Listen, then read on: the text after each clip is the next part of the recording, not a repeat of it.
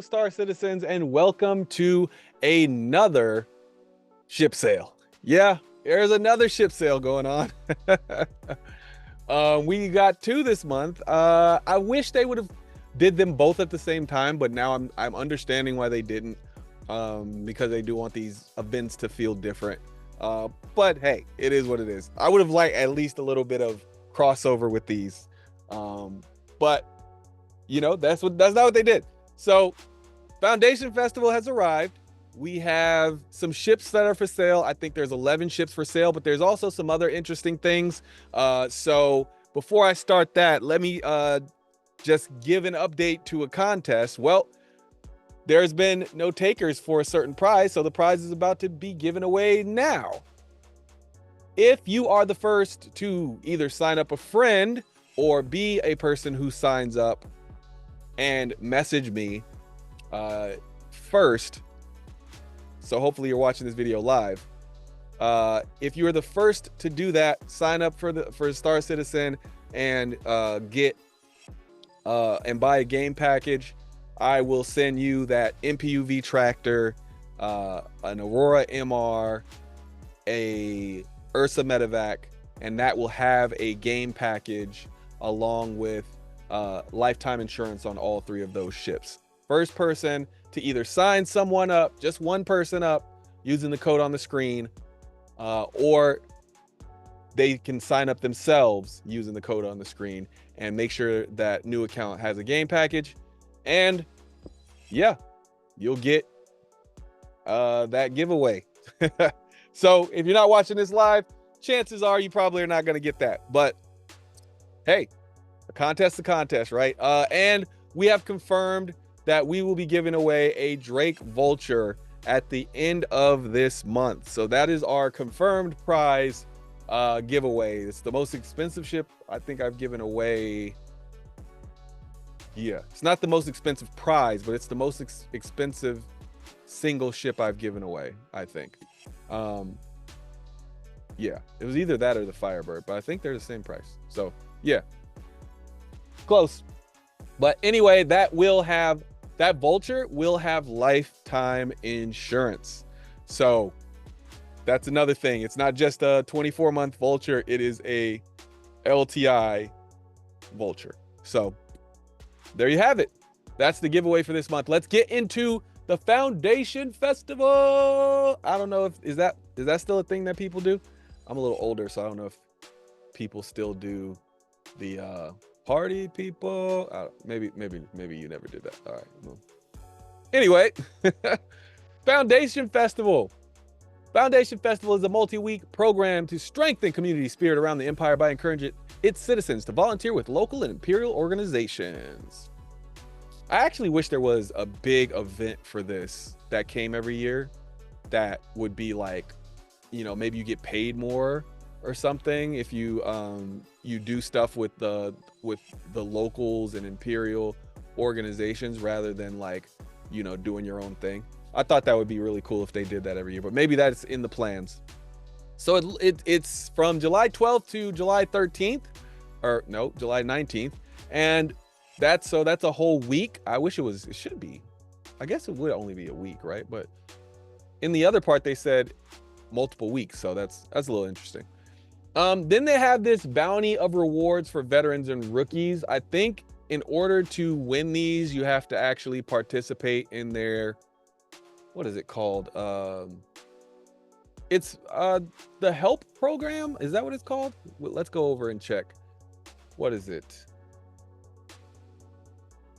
The guide program. So if you go in game and you help people along using the official steps in the guide program, if you do 3 of those, then you win a multi-tool set.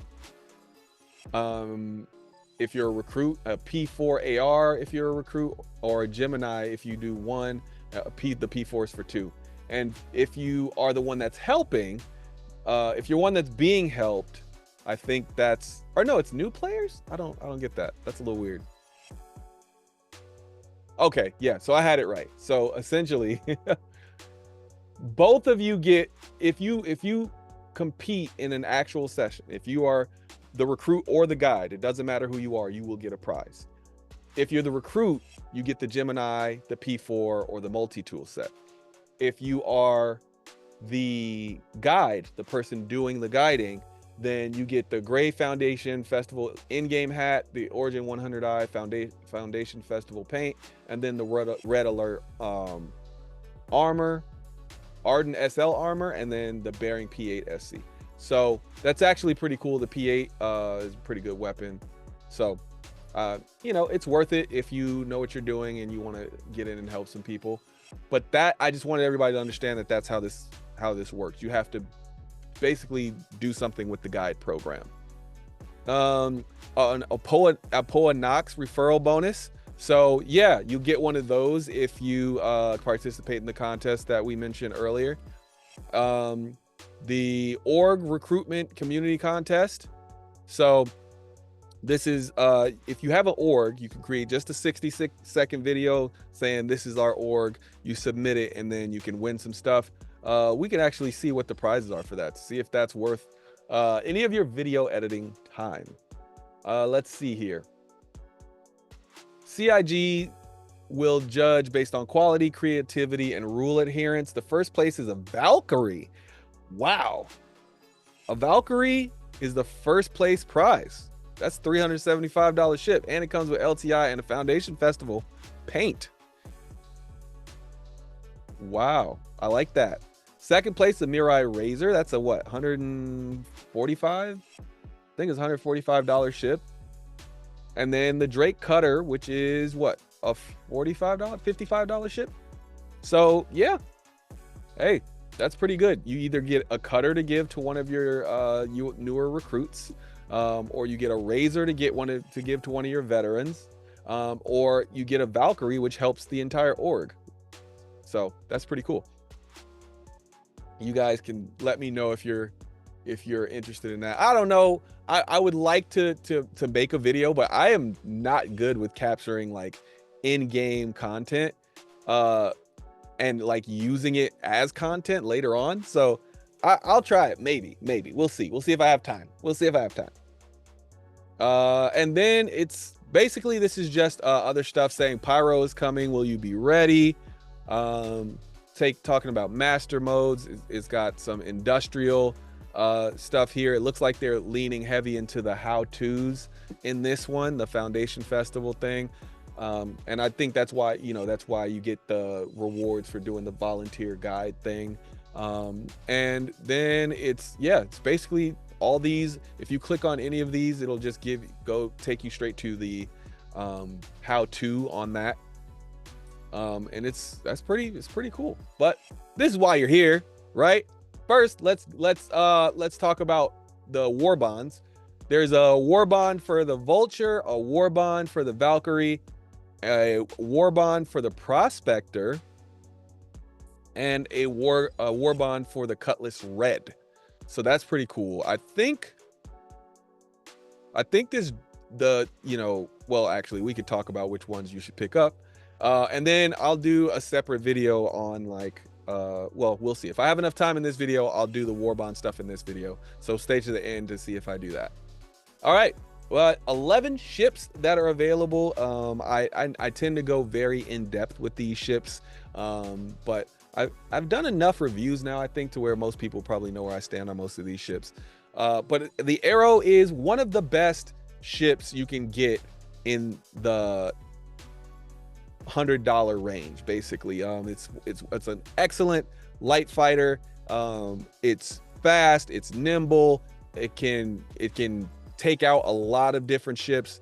However, it has kind of been dethroned as the top dog. Right now I believe the Buccaneer is the top dog, but the Buccaneer I think is a little bit more expensive than this.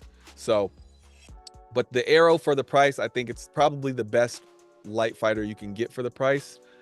Just at that cheap price point, having such a useful fighter, I think, is a really cool thing. And the Arrow is, I mean, you just pretty much ask anybody who flies one and they'll tell you it's an amazing ship.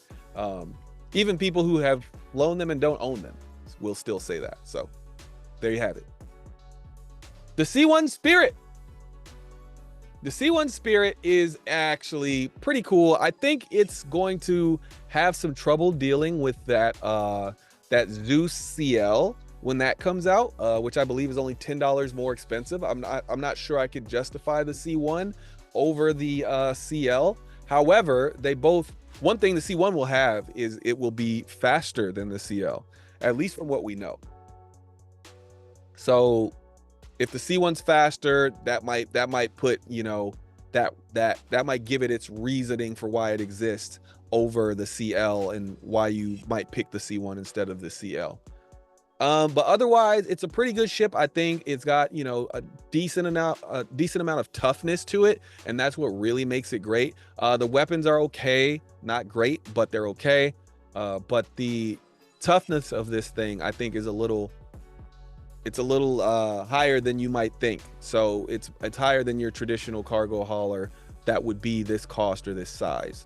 So that's, I think you buy the C1 and for its straight line speed and to be able to get away, you know, without dying, you know, as you're doing cargo hauling.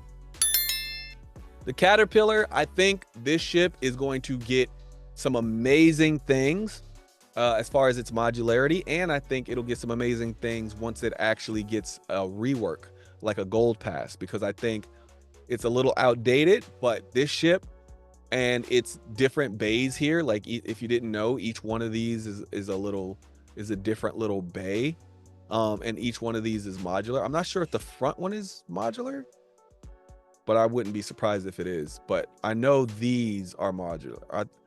I think all 4 of these are modular. So that means each one of those will be able to have a different functionality. And it may be that it takes up, in order to have certain modules, it will take up 2 of these bays. Maybe some modules take up all 3 of these bays. And then maybe some module takes up all 4 or 5 even, if this one becomes a module. So I think that's pretty cool. I think that the modularity of this ship is why you buy it. It can store a crap ton of cargo. I think it's like 576 or something like that. It's a really large amount as far as what we can currently do in game. So yeah, I think this is a great cargo ship. However, I have to end this because of 3.23 where we're at now. The Caterpillar is not a great ship for right now.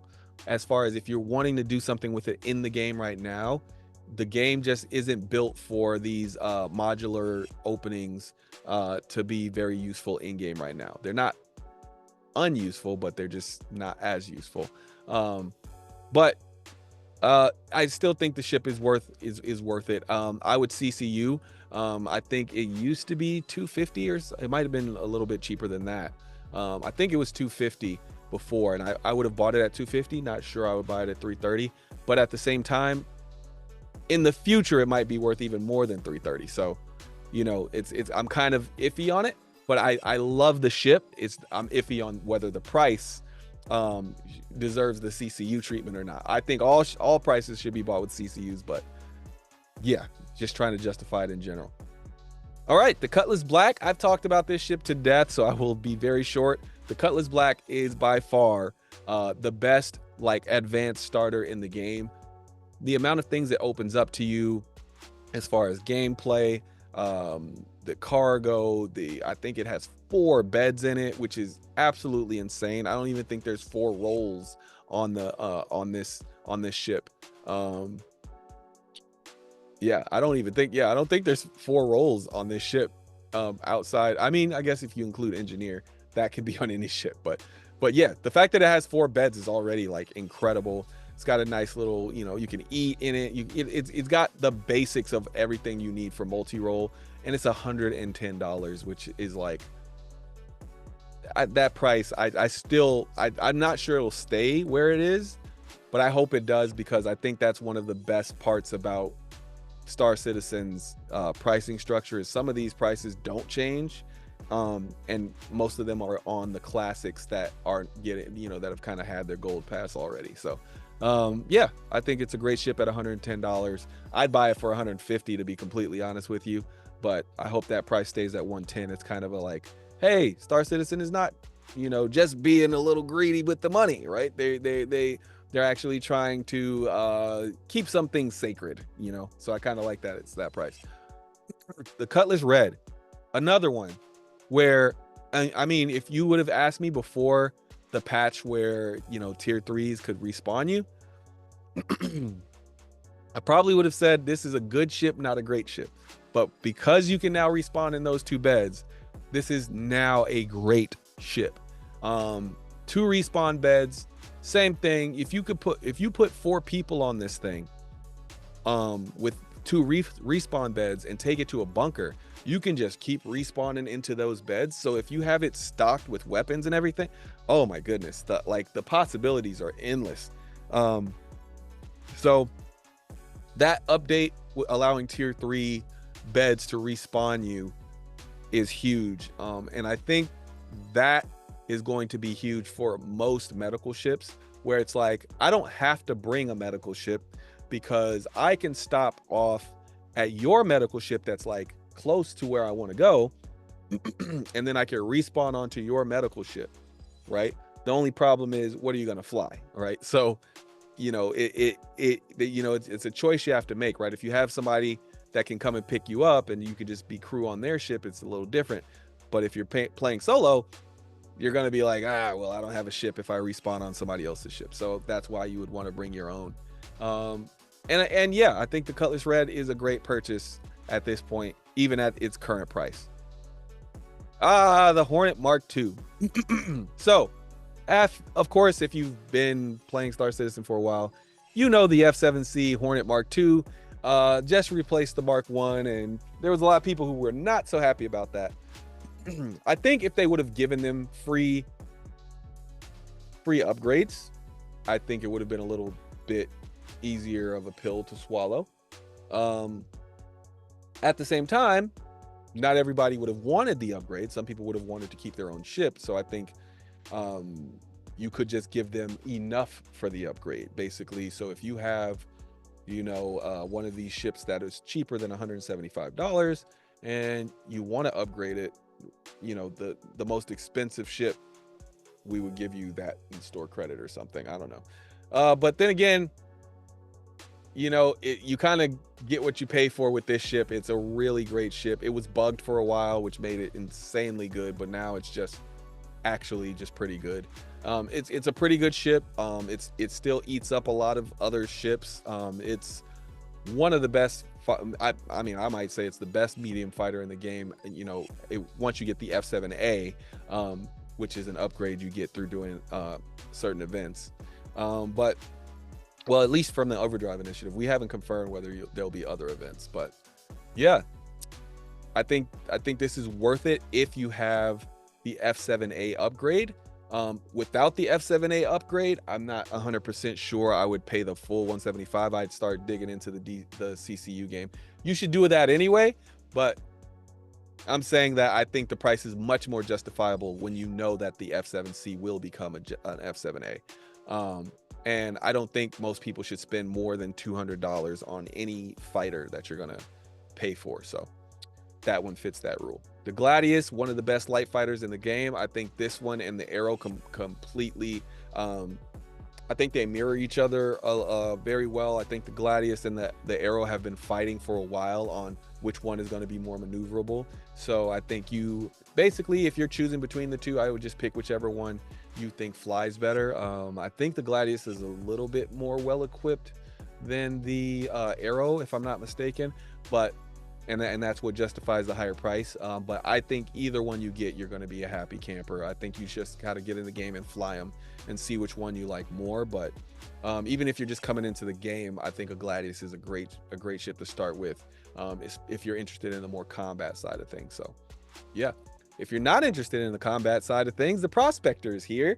So the Prospector, what can I say? I mean, it was our first major industrial ship that you can use that has a beam, right? So it's a different type of gameplay. That when you play WoW, or when anybody plays WoW, you play most MMOs, there's always the people who just want to be farmers, right? Or prospectors, right? They want to go and they want to mine all the gold, and they want to be gold hoarders, and That's really, they just want a relaxing time when they get in the game. They're not interested in the combat. They're not interested in the military stuff, the mercenary stuff, the bounty hunting stuff. They just want to go to a rock, break it open, take some stuff out of it, and go sell it, and then rinse and repeat. So the Prospector opens up that gameplay for you. To me, it's still one of the best mining ships in the game. I think, me personally, if the only way I'm getting a Prospector still though is if I'm just dipping my toe in. If I'm sure that I actually like the mining on it, I would probably go for something bigger. I would probably go for the Arastra. I think the Arastra, or the if I'm picking between the two, it would either be the Prospector or the Arastra. I think the Orion is for people who are like more so interested in the multi-role aspect of it, and so is the Arastra to a slightly lesser degree. But I think the Orion is a little bit expensive, even though I think it's the best of all of them. So I really would just be sending most people to the Prospector and the Arastra, basically saying, if you're more interested in the multi-role aspect, and you've got the money to spend, go up to the Arastra. But if you know it's just going to be you, or it's just going to be you and a few guys, I would rather take 2 Prospectors than a mole right now. But it's up to you. I just think that's the Prospector is that good to where I wouldn't mind just taking that. Moving on to the Razor. So this is a ship that I had for a while for its stealth capabilities. I think this is just the base Razor though. But so the Razor EX is the one that I had that was had the stealth capabilities. But the Razor is still very hard to hit, very difficult to see. So the Razor is still an excellent ship outside of what I mentioned. It is a racing ship, so that's the first part. If you want a racing ship, there you have it. It's a really good racing ship. Is it the best? It's not the best. I'm probably the Archimedes right now as far as speed. And then there's, I think, either the M50 or 85X probably has the best maneuverability, just from my most recent dive into Urkel. But yeah, the Razor is still, it kind of has a decent amount of maneuverability, and but its straight line speed is where you're really going to get use out of it. So if you're chasing people down, the weapons won't do much damage, but that speed on it, you will be able to catch most things if you're in a Razor. So the price, I think it's a little expensive for what you get. This is more so you are buying with your heart, not your head type of decision, because I think the ship is great. I actually owned one. Well, I owned the EX version, but I still think the ship is really great. I just think you have to have that specific purpose for this ship. You must need, straight line speed. So for instance, a lot of people were using these to keep up with the F8s back when the F8s were completely over speedy. Like, I think they were like it was like top 5 fastest ships in the game or something like that. Maybe top 10, something like that. But it was insanely fast, and there was only a few ships that could even keep up with it. So people were using this to keep up, just to keep them from flying away so fast you can't catch up to them, healing their shields for that few seconds, and then coming back, and then now you have to take this shield down again. So a Razor would kind of pester them and keep them from being able to heal those shields up. So I like the ship. I would CC you to it to get to that 145, but it's a good ship. The Valkyrie. So I go back and forth about the Valkyrie. I do own a Valkyrie. Its ability to fight other ships is the major downside to it, but pretty much everything else about it is great. Like, as far as what it can do to hit things on the ground, as far as how many troops you can let out, being able to carry an Ursa medevac, which means now all the troops can respawn on the ship. I mean, it's incredible. It's incredible. I love this ship, but I go back and forth on its value at 375. It is a very large ship. It's an org ship. but I start to wonder, would I rather just go up, you know, a few? I mean, if I'm already spending 375, I might want to go up and get a C2, you know, a C2 at 400, I believe. If you're willing to go even higher up, you might get an M2. And I think you don't have the same drop seat capability, but I do think those ships, I mean, the amount of stuff and people you can fit on them, you know, I think might work a little better. So it depends on what your needs are. If you specifically need it for that drop ship aspect, and you need it for, like, you know, we're gonna you know, attack a base, or we're gonna protect a base or something like that. If you specifically need it for that, the Valkyrie is pretty much the best at what it does. I mean, maybe an A2 might do better, but you know, an A2 is almost it's actually exactly, what is that? Am I doing my math right? Yeah, I'm doing my math right. It's exactly twice as much. A 375 plus 375 is, yes, that is $750. So yeah, it's exactly double the price. So in the only drop ship that's pretty much better than this is twice the price. So if you're looking for, I mean, there's the Prowler is a stealth drop ship, and I think that costs about $70 more than this. So if you need a stealth drop ship, you know, if you're doing stealth operations, I could see you thinking that one's better. But even as a drop ship, this one is still superior to that one. That one, I will say, might be better at fighting off other ships though. So that's not really what you need this type of ship for though. So yeah, the only one I can say fully is better is an A2, and that ship is better than a lot of other ships. So but it costs $750. So yeah. Moving on, our final vehicle is the Vulture, the Drake Vulture to be specific. This is the one that we will be giving away this month. It has a special upgrade offer right now, so that's pretty cool.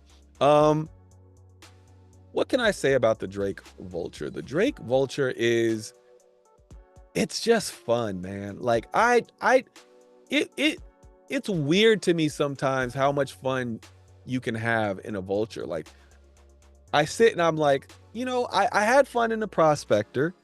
I had fun, you know, doing cargo runs and stuff. But when I'm in a Vulture, that gameplay, it just does something to you mentally. It's not like this extremely fun mini game. It's just something is very relaxing about scraping the hull and then, you know, sucking in those smaller ships. So I mean, you could do that in a reclaimer too, don't get me wrong, but the Vulture is just, because of that one person solitary experience, there's just something about it that's really cool. And not to mention, the Vulture has some of the coolest skins in the game. I love that base yellow color, so you don't even have to use the skin and it's already cool looking. But I think the skins it has, the availability of the skins for this thing is also great. Yeah, I'm a fan all the way around. It's fully worth $175 because of the amount of money you will make with this in game. Even when they try to like lower it, it's still high. Like, it's still ridiculously high for the amount. I mean, I wouldn't say ridiculously high. It's where it should be for this type of ship to be worth it to people, right? So yeah, Vulture, great ship. Let me see. Yeah, we're gonna stop this video because this video is getting a little long. So I will do the CCU guide and all the Warbond stuff in a short separate video. Like I said, first person to, you know, sign up with the code on the screen and, you know, actually purchase the game, they will win those 3 ships that I talked about, as well as, and all 3 of those will have lifetime insurance and of course a game pack. So first person to do that, you win that. And yeah, if you're not interested in that, that's cool. If you are watching this video and it's like more than 6 hours later, again, you probably are not going to get that, but you're welcome to try. So just before you do, you could just message me on our page in the general chat and just tag me in there, and then I'll hop in and be like, it's already gone. If assuming that, you know, I haven't already said it on a video, because then you'll just have to watch my video. All right. Well, that's it for this one. I will see you in the next one in maybe an hour or two. So, yeah. Peace.